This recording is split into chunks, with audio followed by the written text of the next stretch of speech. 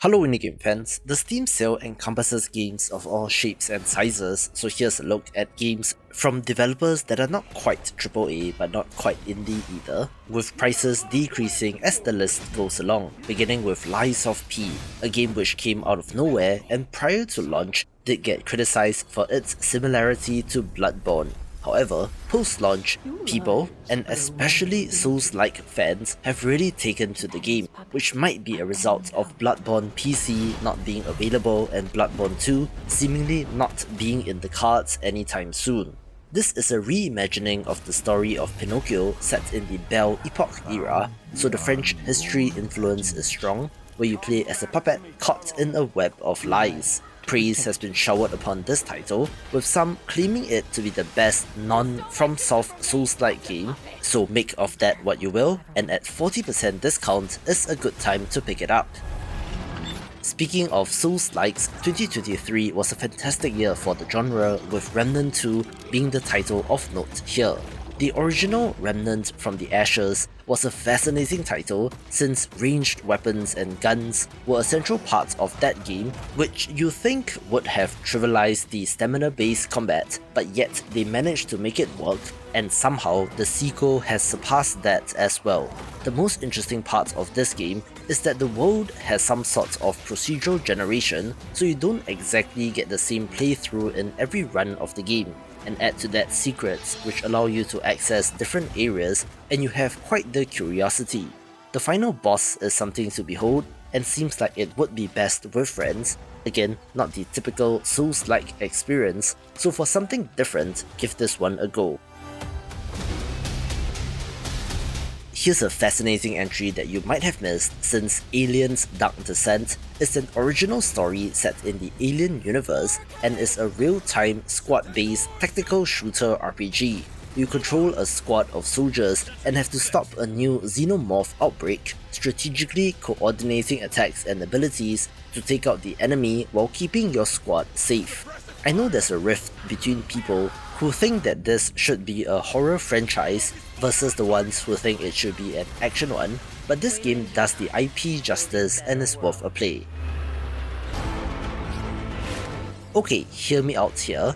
The Mageseeker, a League of Legends story, of course uses the world famous MOBA IP, so it is not exactly indie, but comes to us from developer Digital Sun, who made the roguelite shopkeeping game Moonlighter and was contracted by Riot under their Riot Forge publishing project, which allowed smaller teams to use their IP to make games in other genres.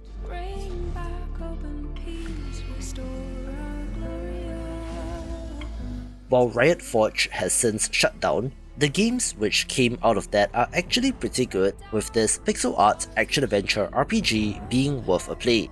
Mageseekers are oppressing magic-using citizens and have either brainwashed or imprisoned them, and you play as such a mage who escapes, now having revenge on his mind, and apparently did sell pretty well, but not good enough for Riot, so it is indicative of a what-if scenario that was not meant to be.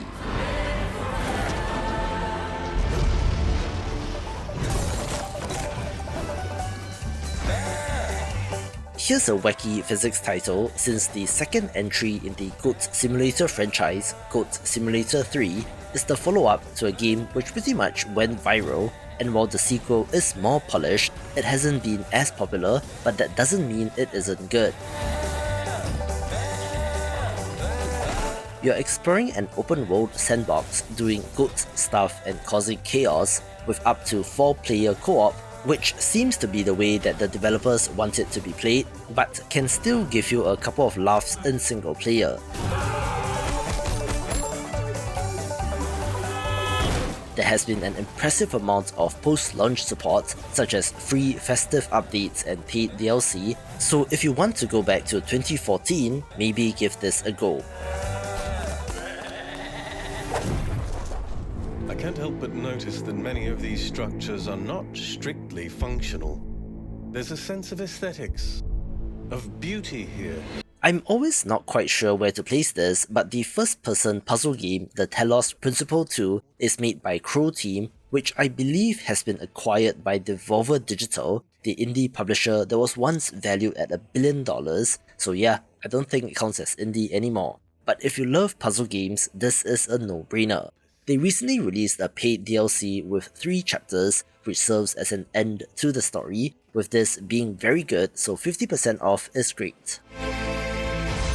Is it just their symbolic value?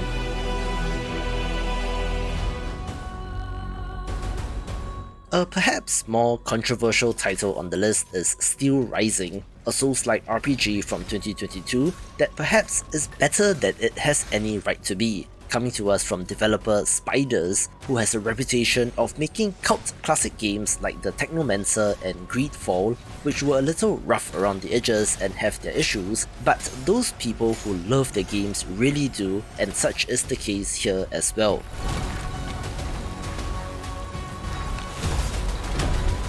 Coincidentally, this also has a setting drawing upon French history, but slightly earlier during the French Revolution period, in which mechanical automatons have been invented and are a critical part of the balance of power. You must face the forces of the Tyrant King and defeat them in order to get to him, being kind of weird but interesting, especially at 80% discount. It goes without saying that Risk of Rain 2 has become one of the biggest success stories ever, the sequel to a roguelite platformer that took the game from 2D side-scrolling pixel art to full 3D. A transition that is not easy, ask Sonic for example, but has been beautifully done here. There's plenty of variety of playable characters, and the way things escalate and ramp up is a sight to behold, with the synergistic items to get always feeling like winning the lottery since you can get overpowered combinations. There's infinite scaling in this game, so you can push the limits of the game, and is a must play for roguelite fans.